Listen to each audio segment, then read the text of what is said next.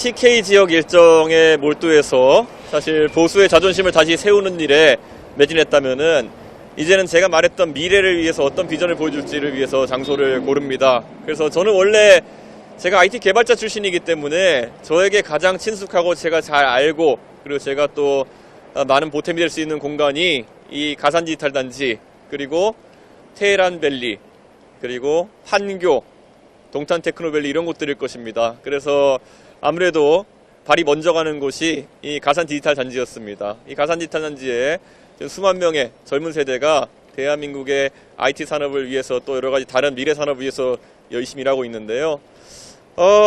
이제 우리 미래는 과학기술 경쟁이라고 제가 이야기했습니다. 특히 나날이 발전해가는 중국과의 과학기술 경쟁에서 이겨내기 위해서는 이런 가산 디지털 단지 그리고 또 판교 테크노밸리, 테헤란로에서 일하는 사람들이 자기 일에 매진할 수 있도록 여러 규제를 혁파하고 지원하는 것이 중요하다 이렇게 생각합니다. 그래서 앞으로 정책도 그 방향으로 많이 저희가 제안할 것이고 저희는 적어도 이번 선거가 보수와 진보, 그것도 낡은 보수와 낡은 진보의 대결이 아니라 결국 과거와 미래의 대결이 될 것이라고 확신하고 있습니다. 그래서 많은 사람이 얘기하는 것처럼 뭐 보수와 진보로 뭉쳐 싸우자 뭐 이런 말 같은 거는 국민들이 지금 시점에서 가장 싫어하는 정치공학일 것이다 이렇게 말씀드리고 저는 과거와 미래의 선명한 대립을 추구하겠습니다. 만약 미래의 이야기를 하고 미래에 대한 지향점이 저와 일치하는 사람이 있다면은 오히려 그 사람이 보수인지 진보인지와 관계없이 저와의 대화 대상이고 협력 대상일 것이다 이렇게 확언합니다. 예. 혹시 질문 있으신가요? 예. 페이스북에도 언급을 하셨던데 이재명 직접 언급을 하셨고 좀 유력 후보들이 네. AI 투자를 이제 언급을 하면서 네. 거금을 투자하겠다 이렇게 말씀을 하셨잖아요. 거기에 대해서 비판을 하셨던 걸로 기억을 하는데 네. 후보님께서는 그러면 그 AI 산업 지금 계속 화두가 되고 있는데 어떻게 준비하시고 계십니까? AI의 기본은 민간에서 투자가 촉진되는 것이고 제가 몇 번 얘기했지만 과거에는 우리가 관주도로 이렇게 뭔가를 산업을 일으키고 하는 것이 용이했던 것이 50년대, 60년대, 70년대 이럴 때는 결국 군이나 아니면 관료 집단이 가장 엘리트 집단이었기 때문에 민간의 창의력을 압도할 수 있었던 겁니다. 근데 지금은 2000년대 들어서 민간의 창의력이 관료들의 생각을 압도하고 있는 상황이기 때문에 결국 민간의 창의력을 제약하지 않는 것이 중요하다 이런 생각을 하고 그런 면에서 규제 혁파를 이야기하는 것이 중요하지 지금 상황에서 100조, 200조 이런 이야기를 하면서 참 현학적이고 피상적인 이야기를 하는 것이 오히려 이 산업에 대한 몰이해를 보여주는 것이다 이렇게 생각합니다. 지금 시점에서 제가 한 가지 지적하자면요. 심지어 이번 선거에서 개정된 선거법으로 인해 가지고 AI를 활용한 영상 제작마저도 광범위하게 규제되고 있습니다. 이런 상황에서 과연 AI를 진흥하겠다는 생각이 여야 공이 지금 말이 되는 것인지 이렇게 묻고 싶고요. 저는 민간의 창의력을 제약하지 않는 것이 어떤 돈을 투입하는 것보다 더 중요하다. 그리고 이재명 대표가 이야기했던 무상 AI 정책이라는 것은 그냥 본인이 브랜드화한 무상 시리즈와 AI를 엮은 참 멍청한 발상이다 이렇게 생각합니다.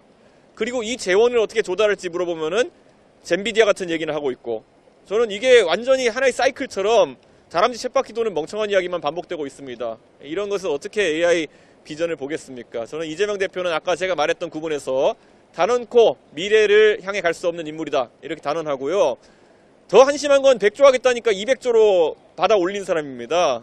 저는 이게 뭐 도박장도 아니고 경마장도 아니고 100조 이야기하니까 난 200조 이런 이야기하는 거는 예전에 이명박, 정동영 뭐 이런 분들이 대선할 때 747 하니까 나는 8% 하겠다 뭐 이런 식으로 국민들에게 말장난했던 것과 비슷하다. 그래서 저는 이런 숫자 노름은 좀 그만했으면 좋겠다. 어차피 재원 마련 대책도 없고 전부 다 국채로 하겠다는 얘기일 것 같은데 도대체 지금 대한민국의 재정 상황이 안 좋은 상황에서 국채로 선심 쓰겠다는 이야기를 하는 사람이 누굽니까? 저는 이거야말로 정말 대한민국의 책임감이 없는 정치인이다 생각합니다. 또 질문 있으신가요? 네. 예. 그 공약으로 교육을 또 언급하신 적이 있더라고요. 예. 네. 네. 교육 공약은 저는 대한민국의 교육에서 특히 수학, 과학 같은 경우에는 집중적인 투자가 필요하다 이렇게 생각합니다. 저희가 매번 국제적인 학력평가 기준으로 삼는 피사라든지 이런 것들 기준을 봐도 대한민국의 순위가 나날이 떨어지고 있습니다. 지금 이런 상황 속에서 AI를 지능하고 과학기술 경쟁을 한다는 것은 무의미합니다. 지금까지 학생에게 낙인 찍지 않기 뭐 이런 교육적 목표를 내세우면서 실제로는 공부하지 않는 대한민국을 만들어놨습니다. 저는 단 한 가지 약속드릴 수 있는 건 뭐냐면은 저는 이제 다시 대한민국의 초등학교, 중학교, 고등학교에서 학생들이 공부하도록 만들겠습니다. 공부하는 대한민국, 그 안에서도 과학, 수학 분야에 대한 집중 교육을 실시하는 그런 나라를 만들겠습니다. 이거 지금까지 무슨 교육이라는 것이 학생들 심기만 살피는 것도 아니고 공부를 시켜야지 되는 것이지 지금 낙인 효과 이런 걸 얘기하면서 학생들이 자기가 어떤 위치인지도 모르게 만드는 이런 것들은 말 그대로 전국민 우미라 정책이다 이렇게 생각하고 저는 제가 대통령이 되면은 학습 강도를 높이는 정책을 펼치도록 하겠습니다. 이것이 대한민국이 국제적인 과학기술 경쟁에서 살아남을 유일한 방법이자 첫 번째 단추가 될 것입니다. 예.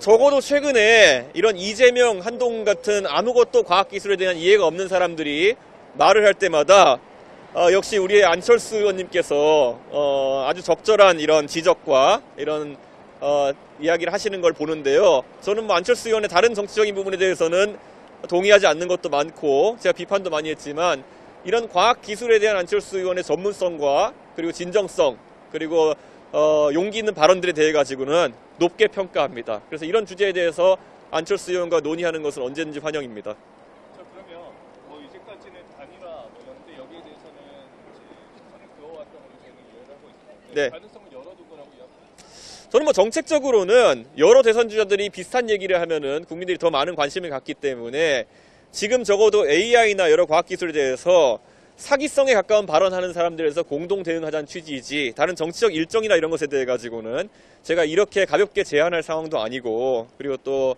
안철수 의원과 이런 부분에서는 이야기해 본 적도 없고 다른 분들과도 뭐 얘기해 본 적이 없기 때문에 그거는 아직까지 열어놓지만은 전혀 어떤 진전된 것이 있는 건 아니다 이렇게 말씀드리겠습니다. 혹시 먼저 대화를 안철수 의원 언급하셨으니까 먼저 대화를 이렇게 제안하시거나 그럴 의견이 뭐 앞으로도 안철수 의원이나 여러 주자들이 과학기술이나 미래에 대해서 하실 말씀이 많을 테니까요. 꼭 이런 AI 관련된 국한하지 않고 아까 말했던 교육이라든지 뭐 미래 비전에 대해 가지고 다양한 합치점들을 살펴가지고 그런 요소가 있는 분이라면은 한번 만나는 것까지도 검토해 보겠습니다. 근데 지금은 방금 제가 말씀드린 건 AI에 대한 국한된 이야기이기 때문에 조금은 시기상조라고 생각합니다.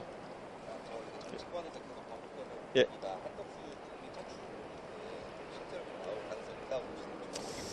저는 한덕수 총리님한테 뭐 지금까지도 사석에서 이렇게 뵐 기회가 있을 때마다 뭐 통상에 대한 그분의 전문성이라든지 이런 것들 배우기 위한 노력을 많이 해왔습니다. 그런데 그와 별개로 이 대한민국에 존경받는 전문가, 통상 전문가 그리고 관료로서 존경받는 분이 정치에 뛰어드는 것은 또 하나의 큰 결단일 거라 생각합니다. 그 앞에 뭐 고건 총리라든지 아니면 반기문 총장 같은 아주 훌륭하신 관료 출신 분들이 정치에 진입할 때 겪었던 어려움을 아마 한덕수 총리님께서도 익히 아실 거다 이렇게 생각합니다.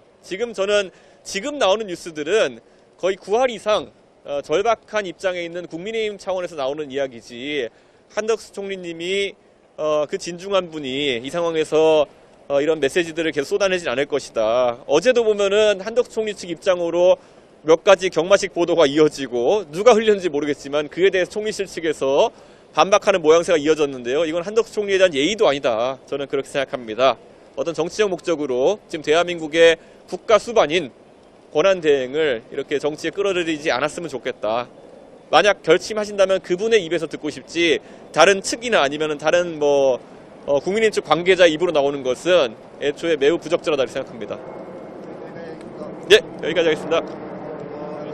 감사합니다.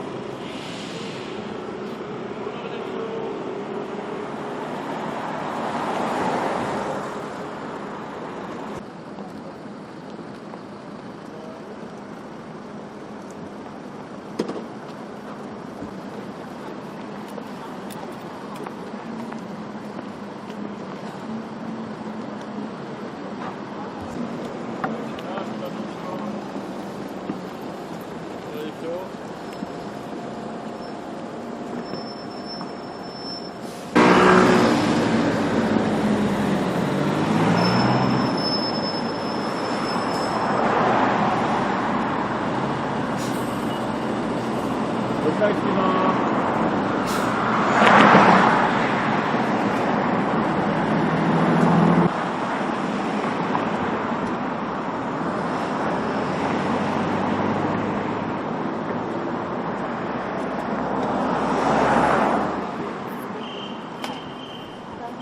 좋은 하루 되십시오. 열심히 하겠습니다. 안녕하세요. 열심히 하겠습니다. 좋은 하루 되십시오. 열심히 하겠습니다.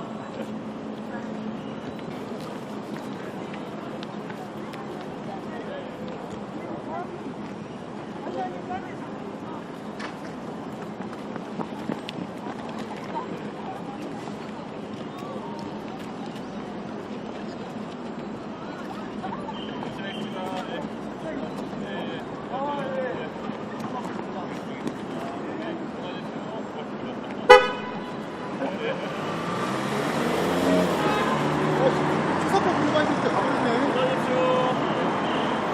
어디 갔었지? 저긴가?